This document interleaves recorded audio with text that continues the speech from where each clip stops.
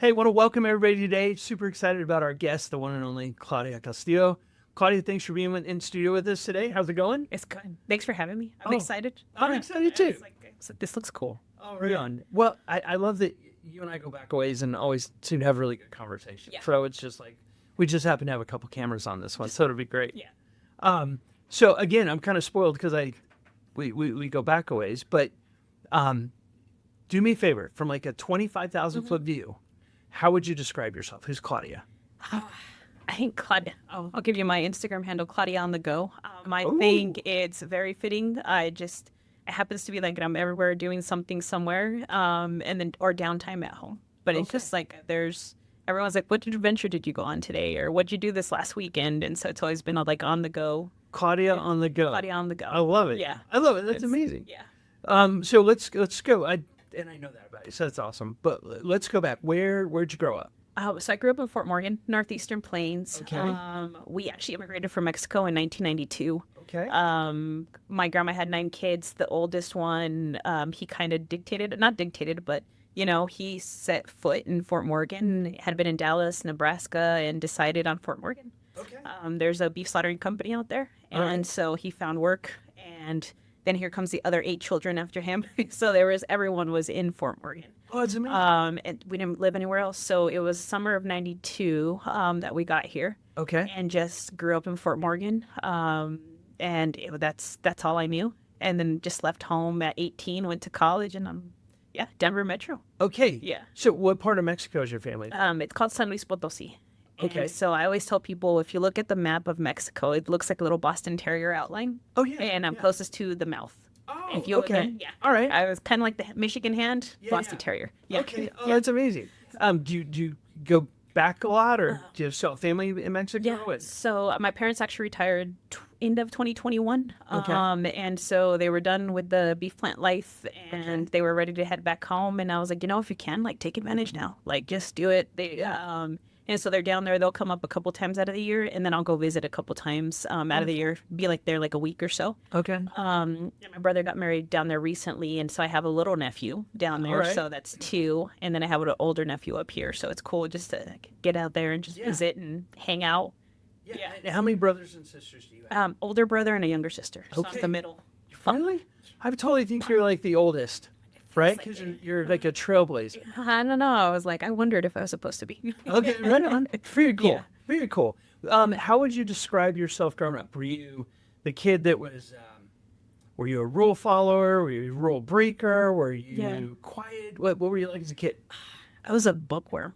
Big bookworm. Like, loved to read, and still to this day, like, just getting back to it over the last couple of years. But Yeah. big book reader, good student in school, like, loved school. Got to go on, like, the special trips they had, like, a gifted and talented, like, in 4th and 5th grade. All right. So got to go, like, Glenwood Springs or do just, like, extra activities, like, in the summer. Yeah. So that was cool. So Okay. big, just role follower in that side of things, but, like, got to explore, like, Okay. opportunities that were just there. And I was like, it was really cool. What genre of reading is your favorite? Do you like best? Novels, fiction, history? What do you like to read? Kind of am into everything. So there's like self-help.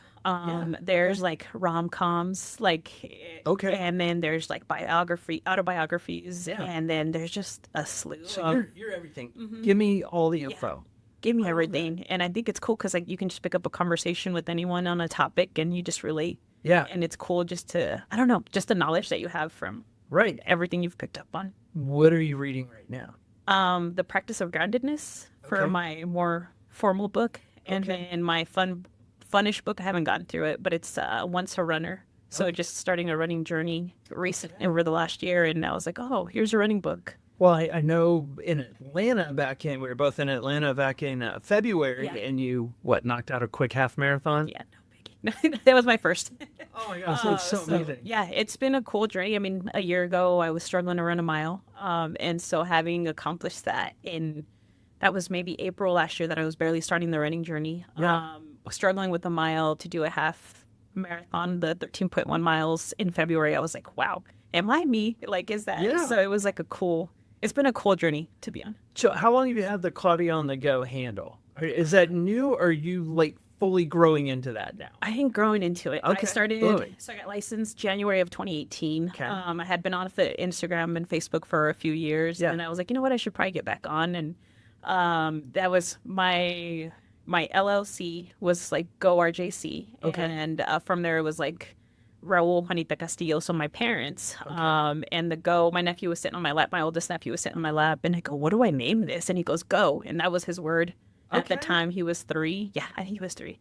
And so just Go RJC Realty for the LLC side of things, right? Started before like for my S Corp and stuff. And then the Instagram handle just came as Go Claudia. Okay. And it just, or Claudia On The Go is what happened. All right. Yeah. And ever since then, I was like, should I put Claudia on the pause sometimes or Claudia on the chill? Oh, Because gosh. yeah. So I'm like, am I moving too much? Oh, no. So it's been cool. Oh, that's Yeah. that's incredible. So growing into it now. Yeah. Yeah. So let's go back a little bit, and I want to talk about that stuff more Yeah. too. For Morgan, you graduate high school. Said you went to college. Where'd you go to college? I actually did Johnson and Wales. Okay. And here in Denver, so they were off like Montview in Quebec. Yeah. In Denver. Okay. Campus is closed since then. Yeah, but I actually did a business degree in a culinary school, is what I tell people. So that was. Okay. I know. Break that down for me so I understand. So Johnston Wells is known a lot for internships with hospitality, with we get a lot of internships within the restaurant industries and just a lot of like culinary. Hospitality is big, sports entertainment. It's huge with them. And then they had a business side of things, a business degree. And I'm like, you know what? I don't know. I'm a first generation college student. So I didn't have anyone to like really talk to and be like, what do you go to college? Like, how do you decide what major? And so I was like, business sounds good. Okay. And I ended up doing the business degree. And I tell people in a culinary school, because everyone's like, oh, you're a chef. And no, I like to cook, but not a chef. Okay. And so going there was cool because you had the friends that were like baking and pastries, or their finals were their restaurants. And so during finals time, we're sitting there like at the 10 top table, just having food and being served on as their finals. So it was a cool experience. Yeah. So it was awesome. What did you do after you graduated from college?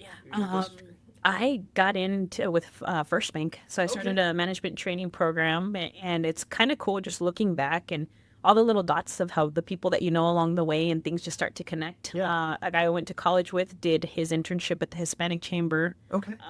in Denver downtown, and so I did my internship there. That manager knew one of the branch presidents in Wheat Ridge, and so I was getting ready to ask her, be brave, and be like, hey, can you connect me with this bank? When she went up to me that morning, she goes, hey, get your resume ready. We're having coffee with Denise next Thursday. And I'm like, we're doing what? Okay. Yeah. So it was cool. And that just, it was a couple years at the bank. I think I was trying to figure it out, and I took, it was 2 years at the bank. I took some time off for like a year.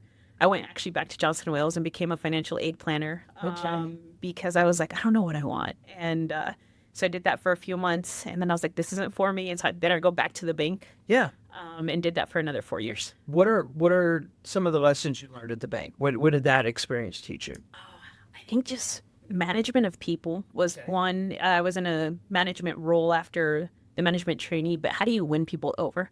Not necessarily the management of people, but how do you win them over to help them so they're helping themselves, but also helping as a collab, but those around them. Okay. And so that was cool to see, because just the way that you treat someone and they're treating others, and then it just goes full circle. Right. So that was a cool experience. Okay. I think experiences and experiences in how do you give someone the gift. We had concert tickets or basketball games or Cavs games all the time. And so we had extra, and I'm like, hey, who from our client pool has never been or probably should be, experience something like this. So that was really cool. All right. Yeah.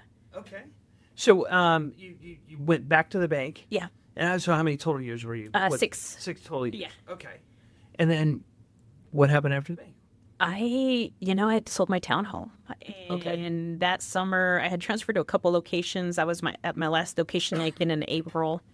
And come that July, August, I was like, what am I doing? Like, what's happening? I was working 50 plus hours a week. At that time, the role wasn't as defined as it is now, as just a loan officer position. Okay. I was doing like branch oversight. And if the tellers were off, like we're staying until the end of the night.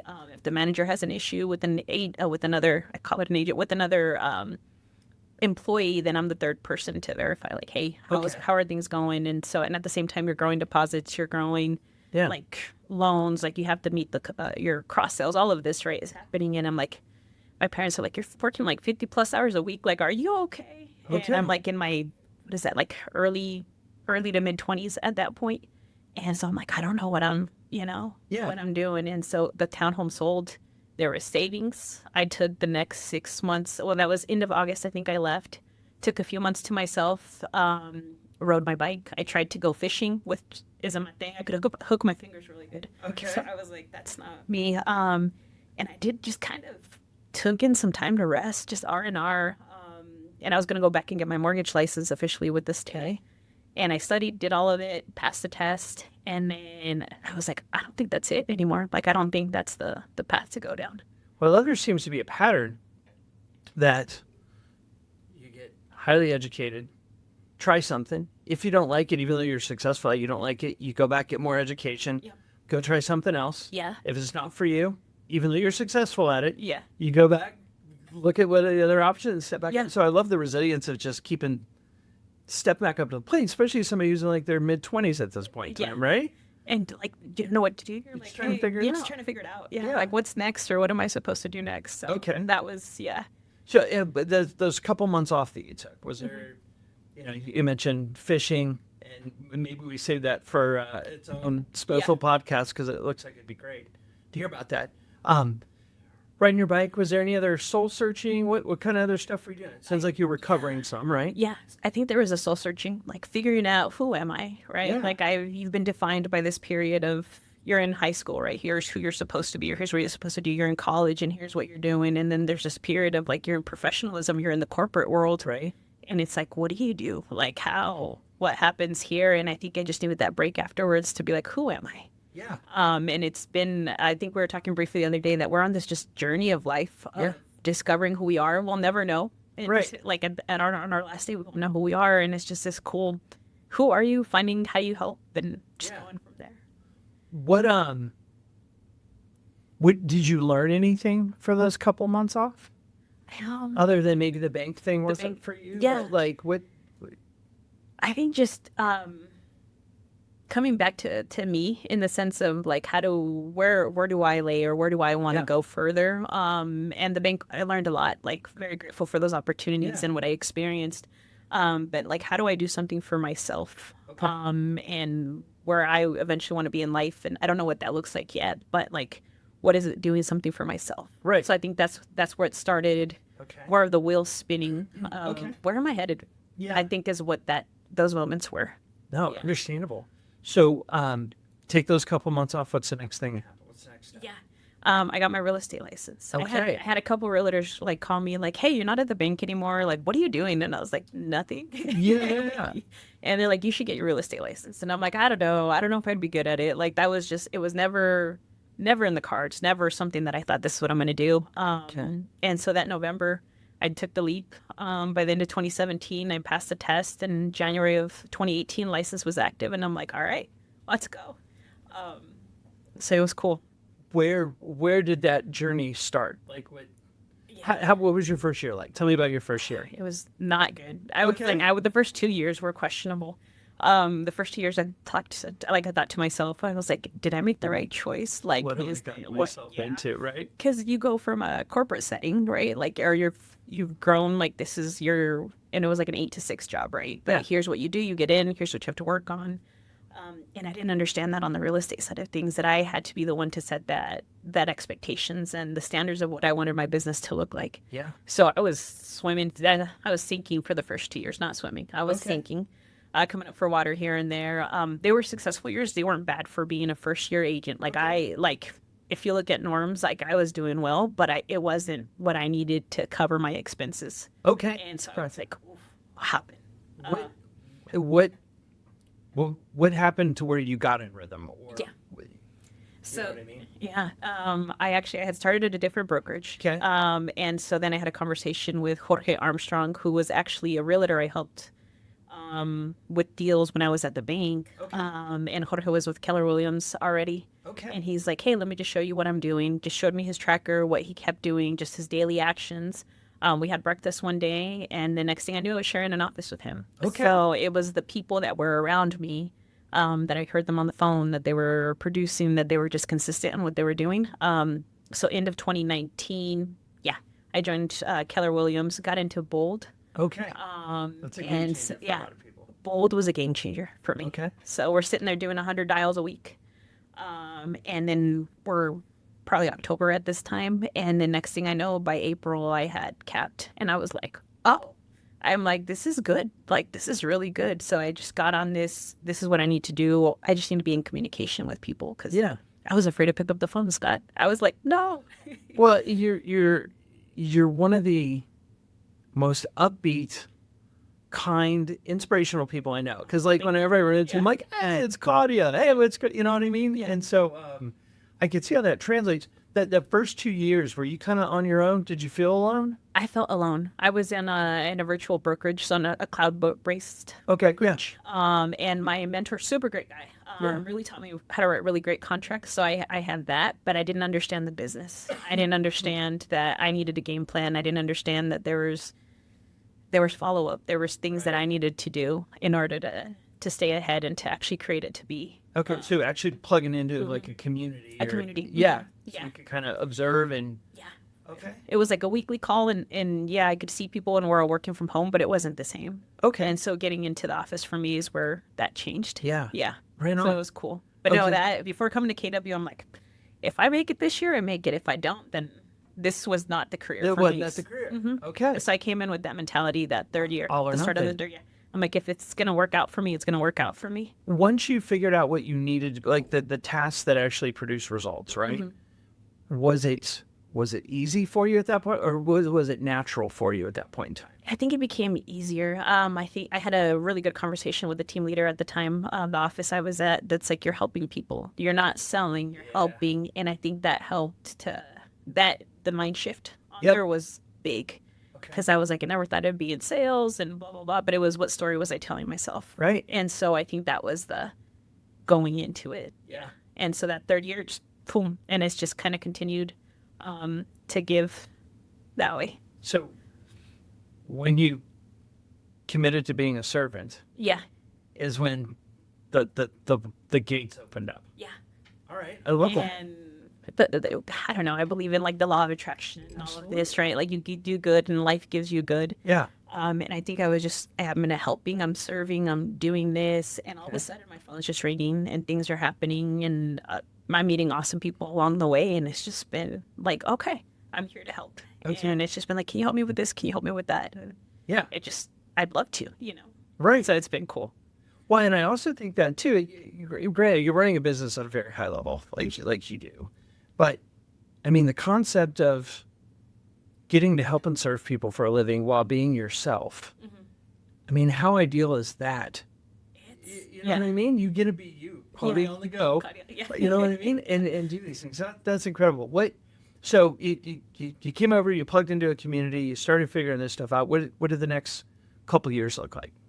I got into productivity coaching, so I started helping the newer agents kind of figure out, like, I wish I would have started here, and having them, like, kind of, like, I was like, don't do what I did, is what I would start with, and I'm like, plug in and get connected, and so I kind of went the productivity coaching route for a couple years.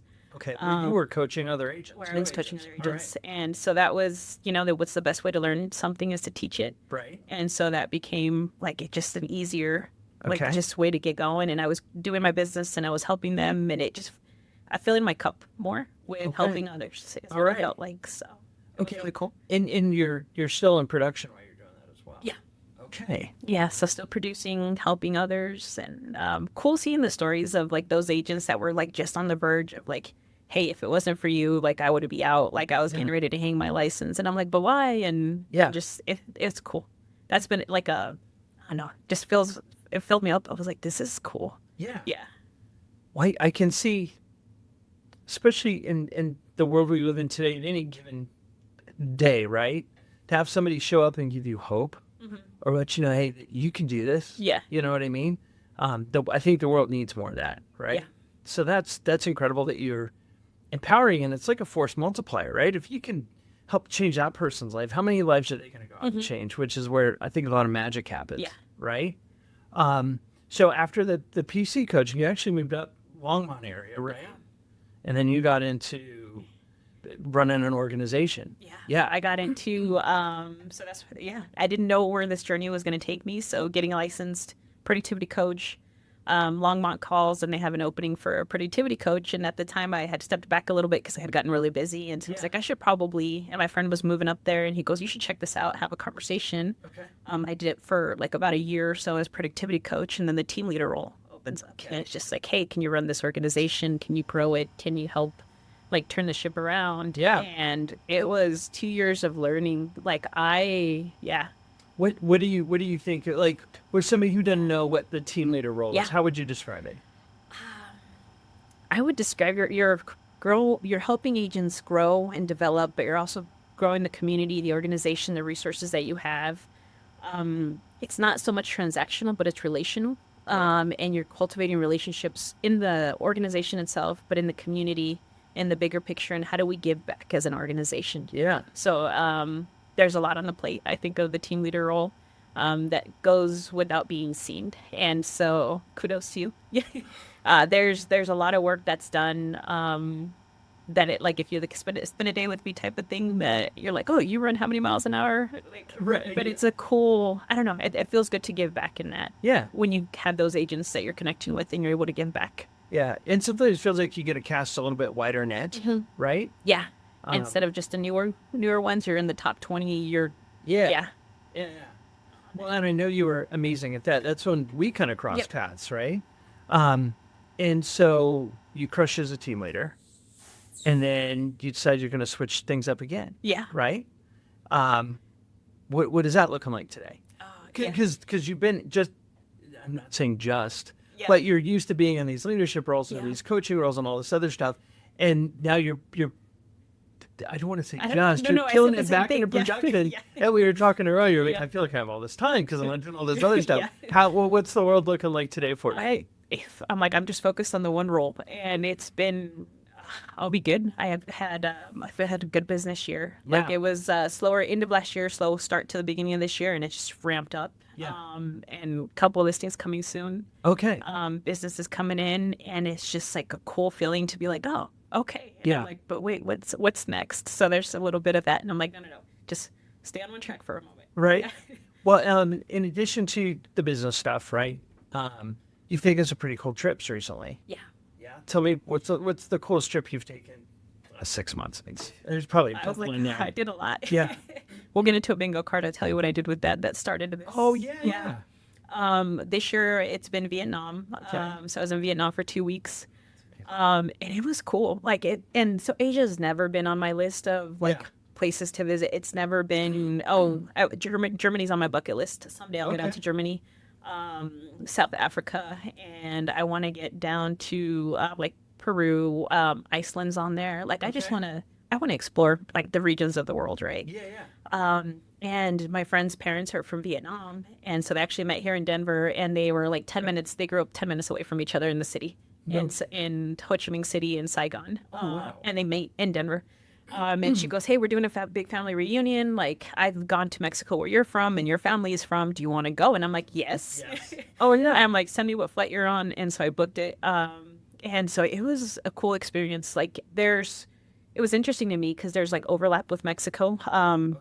Where my parents are from, where I was born and kind of grew up. And I'm like, there's overlap in some of the communities. And then there's the big city stuff and there's overlap.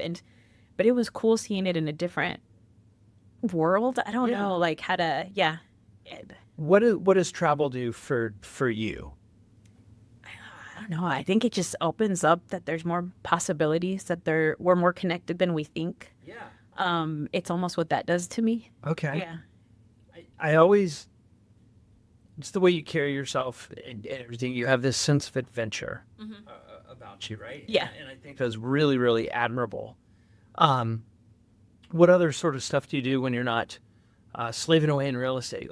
What other stuff are you doing? Just slaving away on the pavement. So I started running. I started running. I'll do one long run on Sundays with some friends. Started a run club. In Brighton. So we have our private Facebook page. Hey, we're running at 7 a.m. Here's where we're gonna meet up. Look for the signs. So that's new. As of after family reunion, actually. Oh, wow. Started that, and then I actually probably work out 4 to 5 times a week in a gym. and doing some hybrid training. So Okay. where I did like a high rocks competition, DECA competition. So where you're running on tired legs and you have stations that you're doing in between them. All right. So it's been a cool adventure, and just watching the endurance of what your body can do. And really, it's been that mental game. Right. So that's been a cool, Yeah. just a cool eye-opening side of Okay. things, because I'm like, oh, my body doesn't want to give up. My body wants to keep going, but my mind is the one that's like, oh, why am I running? And I did one this past weekend, and I was 12 minutes slower than the last time. But looking at it, I'm like, it was hotter. There were some in-between stations that were longer than the other previous course. And so I was like, you learn from every like competition or every simulation. You learn something that you adjust next time. So it's like this building blocks. And so it's been a cool adventure to be on. Yeah. And so you didn't beat yourself up. You're like, oh, here's the lesson to take away from Yeah. that. That seems to be kind of ingrained in how you choose to operate, huh? Yeah. It's like, what did I learn here? Yeah. And how can I grow from it? Or what was the purpose in this? Instead of saying, oh man, this could have gone here, or I should have done this, or could have, should have. Yeah. It's more of like, okay, here's what I learned. Here's what I'm going to prove it next time. Or this was meant to be learned along the way for whatever reason. Right. And then down the road, something else happens in life. And I'm like, oh, that connects over here. This happened over here. And now I can push forward with this. That's what they were trying to teach. Yeah. Yeah. I want to go back. You're pretty inspirational, I think. I appreciate that. Let's talk about the bingo card. Yeah. That blew my mind when you showed that to me, however long ago it was. Yeah. So TikTok, I was on Insta, I was like on the reels looking at things, and this was 2024 personally was just like a tougher year. Okay. And so I was like, I don't know what's next. I'm trying to figure out, going back to long-term relationship had ended, and I was like, going back to who am I? Yeah. What do I want? What am I seeking in life? And this reel came up in this video of like this girl that did a TikTok of things I want to accomplish this year. And I was like, you know what? That's a good idea. So December 31st of 2024, Okay. we're sitting at my neighbor's house. And so I printed all these bingo cards, and we have markers, and we're just writing out like, hey, this is what we're doing. And I took that bingo card and I put it on my fridge, and there was like trips. And it was some things that were small too. It was like, oh, I need a pedicure. I should probably get more manicures. I should focus on me this year. Okay. Were kind of those things on there. And there was like reading books, and I don't know what else. Oh, I did a lot of traveling that year in 25. Okay. And it was cool. At the end of the year, I looked at that card. I didn't get a full blackout, but Right. I got, like, if you look at that thing, how many times I left the state, how many adventures I went on. Yeah. It was so cool.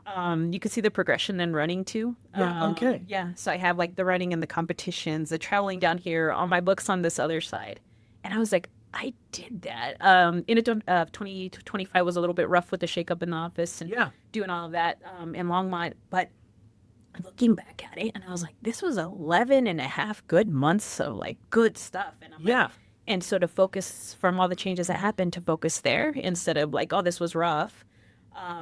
It was a little rough at the end, but look at everything else that was accomplished. So that was a cool, Well, and it's a reminder that's in front of you all the time, right? Because it's real easy to feel alone or decide to be depressed or whatever else. So when those trophies are sitting in front of you every day, like, I can do this. I could do this. Oh, I've done this. So like I've done harder. Oh, look how much I've like sped up on my speeds, or like how much faster I took off. And like I'm running 10 minutes faster in under 6 weeks. And I'm like, oh, and like who would have said I was running 10Ks, you know? Right. Yeah. Yeah. Is it safe to say you have a 2026 bingo card? Yeah. There's one. Are you willing to share a couple things that might be on it? There was actually a Vietnam trip, a beach trip that I took. And actually went to Cancun like 2 weeks after coming back from Vietnam. So, you know. That's awesome. There's nothing else just yet as far as trips goes. I think this year I put 12 books. There's 3 bingo boxes that are all combined into one. Okay.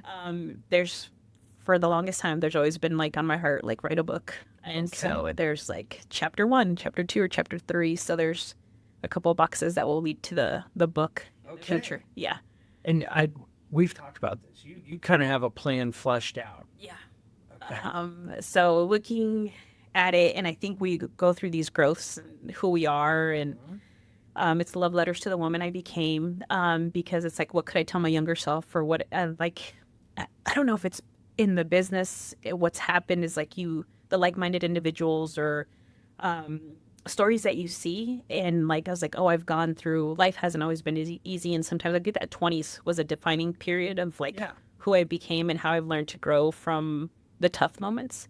And in having that, like I've come across like strong, independent women, and it's just like, how do you ask for help, and then how do you go and you live on and you do something more and you do something for yourself and you choose yourself. And so it's kind of this, what I'm kind of picturing, like this letter to myself of, hey, you're going through this, but just remember this and ask yourself this today, and you're going to look back and know that you pushed through. And so, yeah, just looking at like at the corporate room, right? Like we didn't grow up talking spreadsheets and balance, profit and loss statements. Like had no clue what that was. So I learned the corporate English, but then at home, how do you speak that? And then how do your parents understand what you're doing if you're coming from a background of like they have no clue what that is, and how do you help them grow and continue? But then how do you help everyone else? And then how do you not get stuck in that, like I don't understand the boardroom, I shouldn't be here, versus taking the step of like, no, you belong here. And so that's the kind of the story that I want to tell with the book of like, you belong where you're at now, and this is why, and just take that step of faith and go forward with it. So it sounds like, just talking your story out, there's all these opportunities that you chose to take, or these challenges you chose to take on. What were some of the limiting beliefs you had, right, going into some of these things, and how did you beat it? I know it's a huge question, but like, what's some of the head trash maybe you were the head trash was like, why you, like, you don't know what this is, like, this isn't, like, you don't know how to help, you don't, like, on the financial side of things, I was like, but you've never done that before, you've never closed 50 million in volume, but I'm like, but I know how, I know the resources, I know how I can get there. And so it was a lot of that, like, fighting myself mentally to say, I can do this, or I don't know the answer, but I know where to get the answer. And I think the resourcefulness is what helped me push through some of that. Like in the team leader role, especially, I think there was some intimidation for me, because I was like, how am I going to coach an agent that's closing 100 deals a year when I've done like the 25? Like, how do I, you know what I mean? Yeah. And so a lot of those limiting beliefs came, but I was like, but I have the resources, I have the people. And I think just knowing that, I tell people I know enough to be dangerous in a lot of areas, that it helps me in more than I can think of, that I have the call a friend for the things that I need. Like, or, hey, I need to connect you with so-and-so and so-and-so. And then they start being friends, or the connection grows and they help each other in a bigger aspect. So I think it's knowing that I can be that. I think the word is oracle for people is, I think, what helped me get out of my head with things. Well, it sounds like you've been you've always been a good student, right? So you really get it, consuming information, processing it, sharing it. But it also, and so that I can see where that builds confidence, right? Yeah. You're smart enough to learn and grasp and do this stuff. But it also sounds like you have a sense of confidence around the people you've chosen to surround yourself with, right? And so you get to lean on their expertise or prowess or whatever that looks like, right? So that almost makes you like part of like a team of superheroes, right? Where it's like, oh yeah, we can figure this out. Let's do it. Yeah. That's impressive. That's super cool. And I think it's been cool watching the progression of it. And like, I think just how you grow and your circle of people that starts coming along, or that you're just gravitated to, like, hey, like I need like the next pull me up, or how do we help each other grow? Right. And that like-mindedness of individuals, and we might not know it all together, or not know it, but together we can accomplish more. I think that's exactly it, because I think being in the right room with the right people, it removes so many doubts. And you're like, I think with this team or this group of these friends, we'll figure it out. Yeah. So you're not. Yeah. No, I'm sorry. I'm processing this. I think that's super cool. So the limiting beliefs were almost like a imposter syndrome. Oh yeah, and I have called it imposter syndrome. Like I had gone to the therapist before, and I was like, I think it's this imposter syndrome, and here's what I'm dealing with. And she goes, no, you belong in the room. Like, that's your room to step into. Like, you're called for a reason. Yeah. And so I think it's still, there's moments I'm like, oh, I can't do this. Like, and I was like, no, I can. Like, I'm capable. I can do this. And so it's just those reminders. But imposter syndrome was huge. I was like, Oh, yeah. I totally get it. I think I still, I have it too in different ways and forms and stuff. Yeah. You're just like, but then I think if you take a step back and you go, I'm going to figure this out. Yeah. And maybe this problem isn't for me to solve, but maybe I can point it to the person who it is for them solve and not have any ego about it. Yeah. Just be like, yeah. That's exactly it. Or like the handoff of something else, and they're like, "Oh, but you could have." And I was like, "No, but that wasn't for me to do." Yeah. Like I'm here to help those that I'm meant to help. Yeah. Or be in the rooms where I'm meant to be in the rooms, Right. and it's okay. And if I know that it's not an opportunity for me, and I'm like, "Oh, Scott would be good for this," then I'll be like, "Hey, Scott, you should connect with so and so." We've actually done that a couple times back and forth. Yeah. Like, you need to talk to my friend Claudia. Yeah. Or you need to talk to my friend Scott. Yeah. That's amazing. Because So it's that abundance mentality. There's a lot for everyone. where do you think that came from for you, that abundance mentality? I don't know if there's a. You think it's your wiring? You wired that I way? don't know if it's or I don't know if it's the wiring or when I started the self help journey, like in I think it was 2018 when I read like the first few books or something. Okay. I don't know if that's where it started, but I think it's always been, let me help the next person, or I grew up in the restaurant industry. Yeah. And so knowing maybe that's it, right? Like, Okay. oh, hey, it's your station, my station. Like, hey, you only had a few, grab this next table. Okay. And maybe, I don't know where it came from. What was the first book in that self-help journey you just talked about? I was like, it's the Unf Yourself with Gary Bishop. Oh, yeah. Yeah, that book. I read that one. It's like, I'll keep it PG. Yeah, no, I appreciate it. Yeah.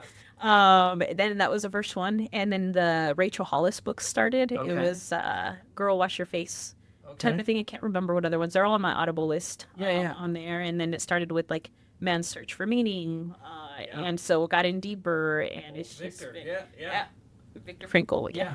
And so it started into all of that. And then I did a personal development program probably, I think it was 2023. Okay. And just kind of started looking inward. And it's like, am I playing the victim card? Am I true to who I can? Am I meeting my potential? Is more of what it was. Because I felt like I played small. Okay. And there's still moments of like the imposter syndrome telling me to play small, or this isn't for you, or that type of things. And that program really helped with kind of like the programming, I guess you could say, of like the story that I told myself of like, that's not my shoes to fill, or that's too big of a shoe for me to get into, Right. and going into all of that. Your story is so awesome. It really is.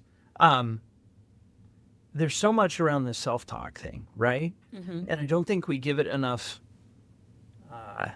actual talk about it, right? Because, I mean, and some of these programs and some of these books and everything you reference and everything else, it forces you to take a real no shit view of who you are, where you're at, and then you got to start thinking about where you want to go. Yeah. Right?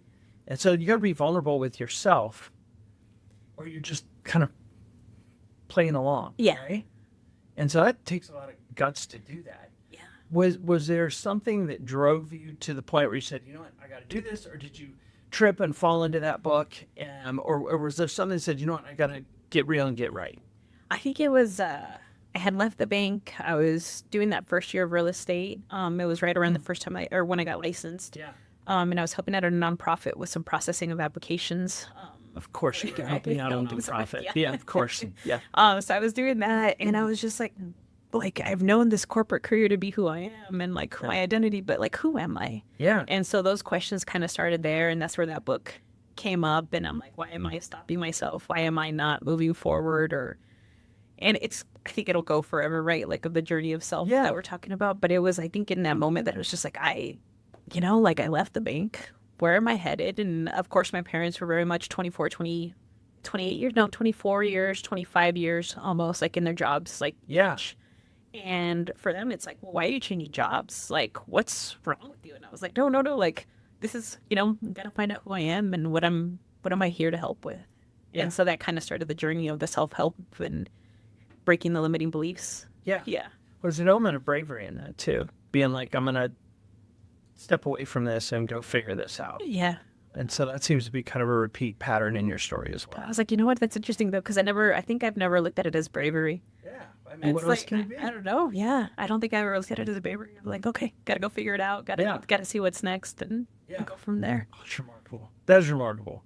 So to just wrap up, what would your advice be to newer agents getting started today?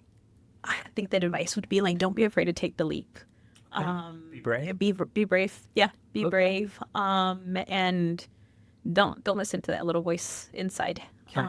And just really, and I'm not the best with my affirmations, but I have an affirmation that I will repeat back to myself to know that I am capable of this. I am standing center stage where I need to be and how I'm growing. Do I know what that future holds? No, but I know that every day is getting me closer to wherever I'm meant to be. Okay. So just to make sure that take the step today and it'll lead to where you need to be. Do you ever think about the person, consciously thinking or intentionally thinking about the person you're trying to become? Because I know a lot of times people have goals and they have tasks and things they want to complete. But I think it has more weight when you go, by doing this, I become this version of myself for this person. Do you think about some of that stuff that way? I don't think I've looked at it much. I think I was having a good conversation with a friend the other day of just being in the present more right now. I think because I feel like I've ran a million miles an hour for the last few years that I'm like, how do I just slow down and live now? But I think I do one day want to be the person that continues to give back and the person that just has this, I don't know if I'll ever figure all of it out, right? Like what we're saying, but I think just having a good balance and whatever life has to throw at me and not having to worry. Okay. Yeah. I love that. And then why should people work with you? No, I'm there to make sure that you understand the process from the beginning to end. Okay. And probably 80-90% of my business is Spanish speakers and they're first-time home buyers. All right. And so finding that they have the majority of everything in their language. Okay. And so that's my big goal. I know I was translating at 16 for a purchase of a home. Don't know what I was saying at 16, right? Right. I was at the closing table. Who knows what I said? Right. But I was translating, and now that I can be in that capacity to have someone that's going to be able to help in their language is huge. So that's how I'm able to help. Tell me, do you have some passion around that niche that you Yeah. tell me about that? No, I think about my parents' first house that they bought, and like it was like an 80-20 loan, and it was an adjustable rate mortgage. They had no clue what was happening, and it's like, oh, I wish they would have known more. And then bankruptcy happened a few years later, and it's just like, holy cow, like how did they know what they were getting into? And it wasn't the mortgage per se, it was other financial decisions, but like had they been educated before, how could things have changed? And so for me, it's the education piece, and how do we not create these levels of debt and depth of like you have to be here, but how do we use real estate and other assets to get you going and start creating that generational wealth and break these barriers that seem unattainable? So I think that for me is that like how do we help you today grow past what you're growing now? And yes, this is a first-time home buyer house, but this is the move up is next in 2 years, 3 years, and what are we doing? Okay. So that's my goal. Like have people better off than when they started. Right on. Yeah. And you every room I've seen you walk into or every interaction I've had with you, you're always trying to help people. So, and I think that's who you are at your core and in your heart. So I'm so grateful to know you. No, thank you. Yeah. And thank you for spending time with me today to talk about this. I'm sure we'll have another session. We'll talk about your fishing adventures, right?